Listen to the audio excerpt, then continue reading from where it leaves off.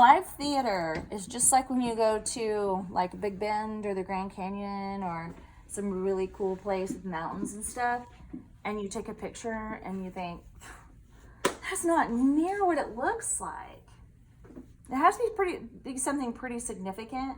But when I went to Big Bend, I would take pictures of these giant, beautiful mountains, and then I would look at my picture and I would be like, well, that doesn't look like it does at all right here. And that's the same with live theater. So the pictures that you take and the videos that you take are not going to be as good. That's what makes it live theater. That's why we still have jobs right now, because you can't replicate it on film. Okay, and so let's do green. Let's make some purple. There's some purple. And Miss Patin likes pink. Always use it for love and stuff. And then when love turns bad, we fade it out to red and everyone's arguing. You see what I mean? So it sets the mood. You see what I'm saying? I do that all the time, so just get ready. Okay. You should senior my man. Green and blue. What do green and blue make? I forgot. Green and blue make like Ooh, I like teal. It's my favorite color. I like this. It was mine too. I like this one. This one I use a lot. It's one of my favorite colors. So it just depends on the mood and what your director is wanting. I think tech is a huge, important, giant part of doing a good show. You can have the best acting in the world, and I don't care what anybody says.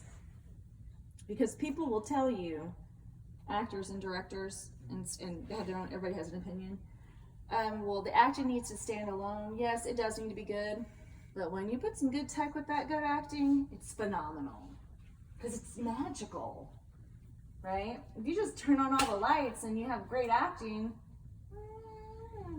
Like Wicked. I mean, you can have some great acting, but what if you have a set that makes it come to life, and the lights and sound, you know, like in Yerma, we had sheep sounds coming from the back of the theater because the girls were oh look, are the shepherds off already? And they all looked in the distance, and we had this sound like the sheep were running away, and the sound went with their movement, and it sounded like the sheep were out in the pasture.